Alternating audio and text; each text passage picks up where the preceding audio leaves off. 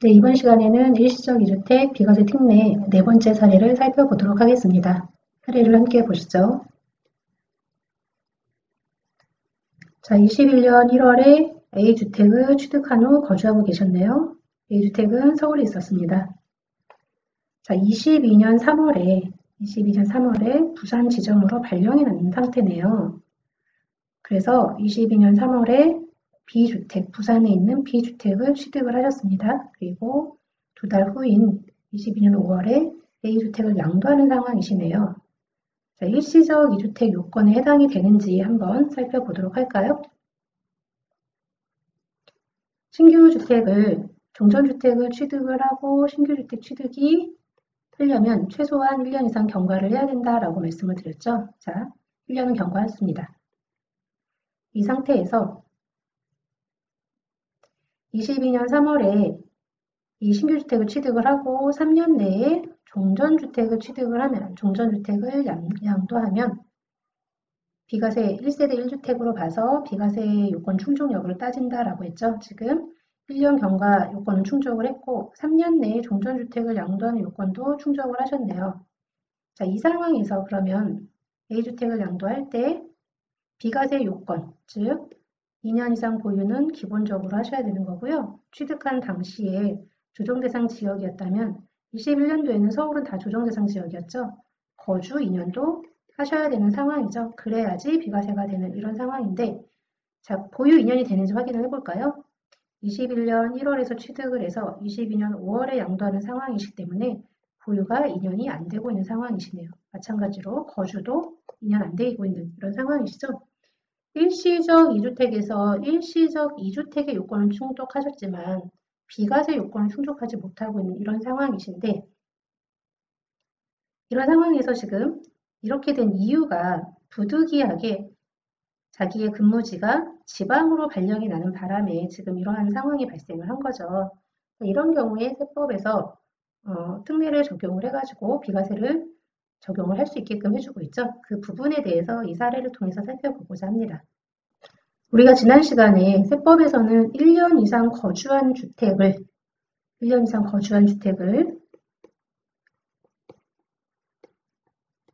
부득이한 사유가 발생해서 양도하는 경우에는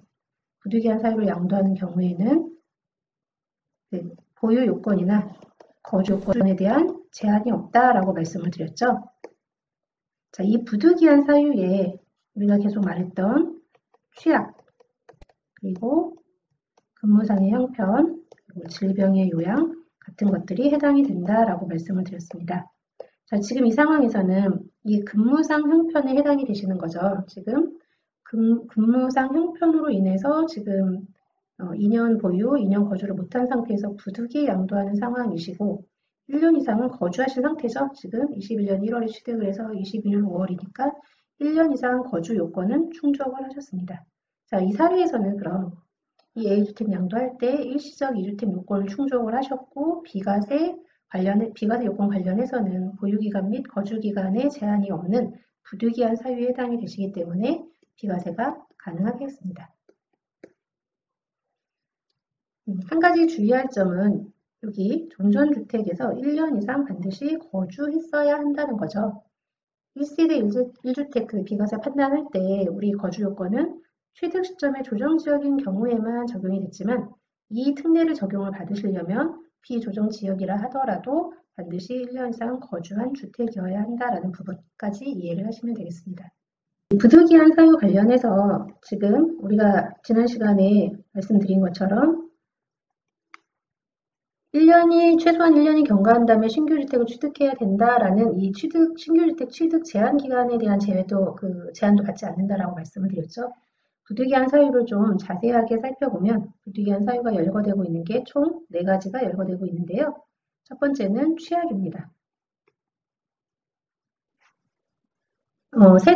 세대주나 세대원이 이 취약을 위해서 지금 이전을 해야 되는 이런 상황이신 거죠. 초등학교, 중학교는 제외됩니다. 고등학교 이상부터 해당이 되고요.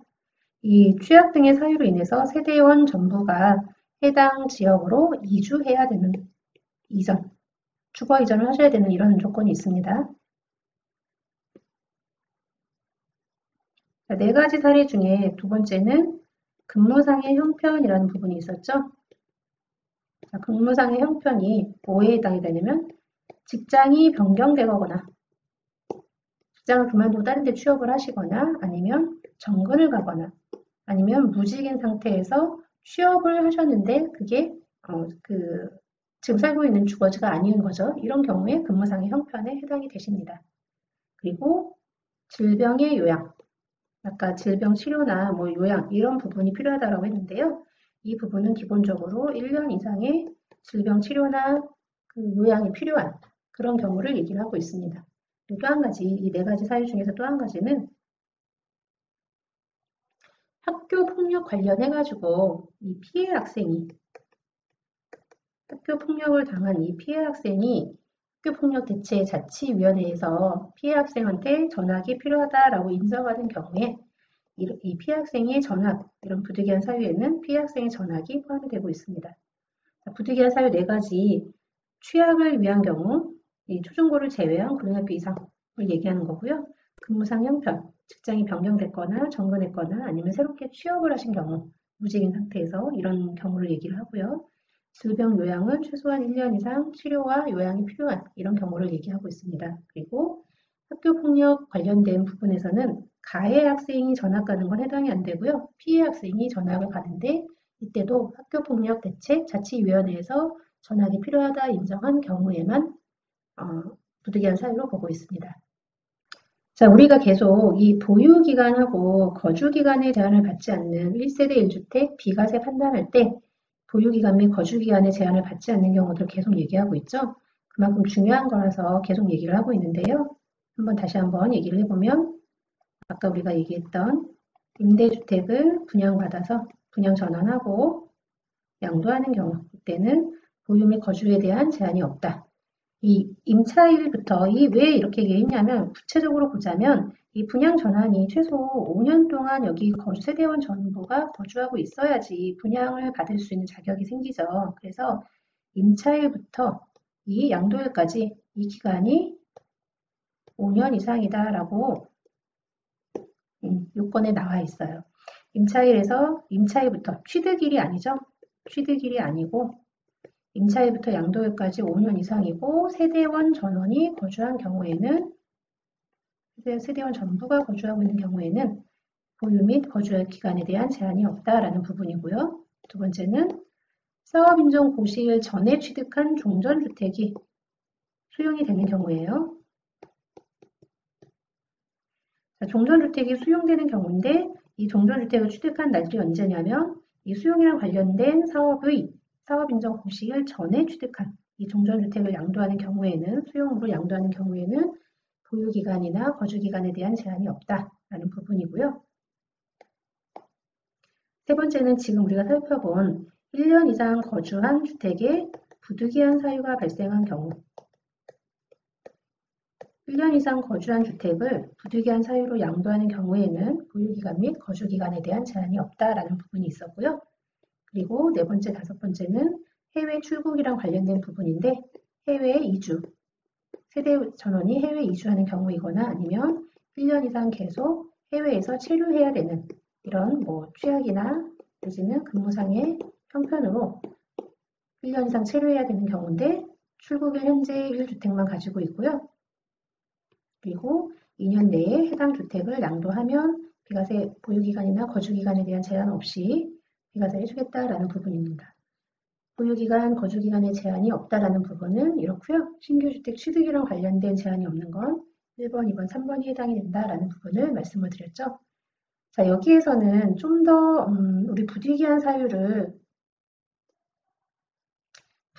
사유에 해당되는 사례를 저희 책에 사례들을 좀 얘기를 해놓고 있는데요. 부득이한 사유에 해당이 되는 이 취약의 경우 한번 살펴보면 취약의 이 사유에는 초등학교, 중학교는 해당이 되지 않는다라고 말씀을 드렸잖아요. 근데 특수학교는 해당이 된다라는 사례가 있고요. 그리고 평생교육법에 의한 학교 부설, 평생교육기간 이런 것들은 고등교육법에 의한 학교에 해당되지 않기 때문에 1세대 1주택 비과세를 받을 수 없다라는 규정도 있습니다. 그리고 취약상 형편에는 아까 초등학교, 중학교 해당되지 않는다라고 말씀드렸죠.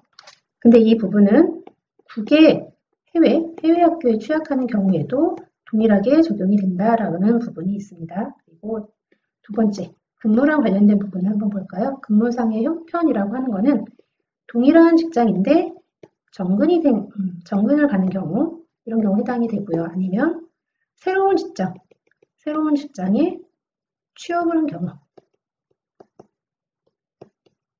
그리고 무직인 상태에서 취업을 한 경우도 다 근무상 형편이라고 인정을 하고 있습니다. 자, 근데 이 부분에서 동일한 시군에서 무직인 상태였는데 지금 다른 시군의 새로운 직장으로 근무를 위해서 세대 전원이 이렇게 이전하고 기존 주택을 양도하는 경우에는 부득이한 사유에 해당이 되는데요. 지금 동일한 시군에서 무직인 상태에서 동일한 시군에서 취업을 한 경우에는 부득이한 사유에 해당이 되지 않습니다.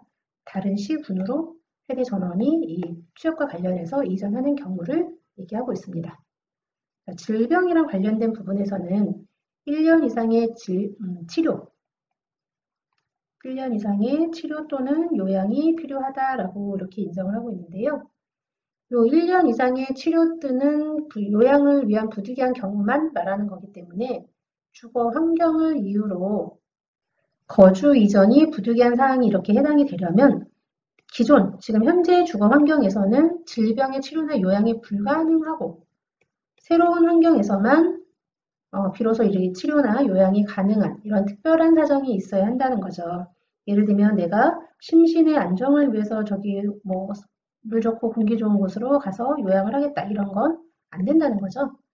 새로운 주거 환경에서만 치료와 요양이 가능한 특별한 사정이 있어야 된다는 거예요. 예를 들어서 이 새로운 주거 환경에 있는 그 병원에서만 희귀병 치료가 가능하다든가 이런 경우만 이제 해당이 된다는 거죠. 그래서 이런 경우에도 마찬가지로 세대 전원이 같이 이 다른 시군으로 이전하는 경우를 부득이한 사유로 보고 있습니다. 자, 학교폭력이랑 관련된 부분에서는 학교폭력대책자치위원회라는 게 학교에 있죠. 자, 여기에서 피해 학생한테 전학이 필요하다라고 인정한 경우, 그래서 다른 시군으로 이렇게 이사 가는 경우, 이 경우에만 부득이한 사유로 인정을 하는 거고요. 가해 학생이 강제 전학을 당하는 경우도 있죠. 가해 학생이 강제 전학을 당하는 이유로 주거를 이전한다. 이거는 부득이한 사유에 해당이 되지 않는다. 이런 경우에는 그 보유기간, 거주기간을 충족하지 못하고 기존의 주택을 양도를 하신다면 비과세가 안 된다라는 거죠. 자, 지난 시간에는 신규 주택의 취득 제한 기간에 대한 부분을 중점적으로 살펴봤고요. 이번 시간에는 일시적 2주택의 그 일시적 요건은 해당이 되고, 그리고 1세대 1주택에 해당이 되는 경우에 비과세 요건, 즉 보유와 거주 요건이 있죠. 이 보유와 거주 요건에 대한 제한이 없는 경우를 살펴봤습니다. 제한이 없는 경우가 첫 번째가 임대주택을 분양 전환한 경우, 이런 경우에는 임대일부터 여기 우리 임차하는 그 날부터 양도하는 기간이 양도일까지 최소 5년이 경과한다라는 거하고요. 세대 전원이 여기서 거주하고 있다라는 거죠.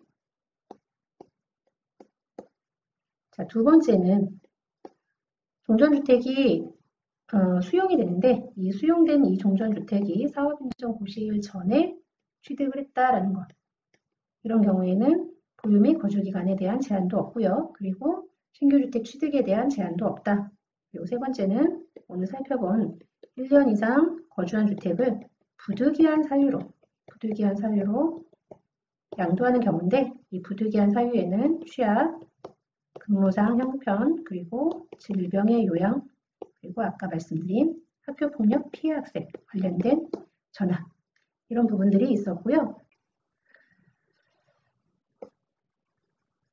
자, 네 번째, 다섯 번째는요, 해외 이주랑 관련된 부분인데, 해외 출국이랑 관련된 부분인데, 해외 이주법에 따라서 그냥 해외 이주를 하시는 이런 경우가 있고요.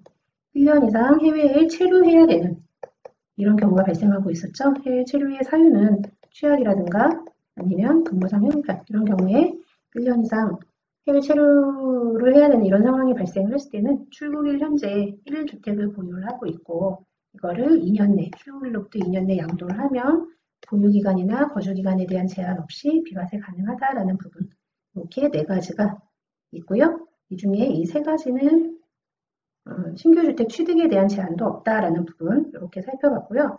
오늘은 특별히 이 부득이한 사유에 해당이 되는 경우를 조금 더 자세하게 살펴봤죠. 그래서 부득이한 사유가 취약. 이 취약은 초등학교, 중학교는 제외된다라는 거고요. 그리고 뭐 평생교육원이라든가 이런 것들은 고등교육법에 의한 학교가 아니다.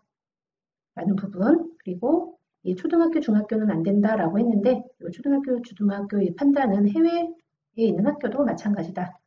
라는 부분까지 이해를 하시면 되겠고요. 근무상표는 동일한 직장 내에서 정근이 발생한 경우 이런 경우도 해당이 되고요. 아니면 새로운 직장에 취업을 하신 경우도 해당이 되고요. 아니면 무직인 상태에서 무직인 상태에서 취업이 된 경우도 해당이 되고요. 이때의 취업은 기존에 다니던 회사를 그만두시고 새로운 회사에 취업을 하신 거죠. 이런 경우도 해당이 된다라는 건데 이게 동일한 시군에서 발생하면 안 되는 거고 전체적으로 이 부득이한 사유는 기본적으로 전제가 동일한 시군에서 이런 뭐 취약 등의 사유로 이사를 가거나 근무상의 사유로 이사를 가거나 이런 건 해당이 안 돼요. 동일한 시군에서 다른 시군으로 세대 전원이 이렇게 이전을 하는 이거를 기본 전제로 하고 있습니다. 자, 취약이나 근무상의 형편 그리고 또 하나는 질병의 치료나 요양이라고 했죠. 이때는 최소한 1년 이상의 치료나 요양이 필요한 이런 상황이고요.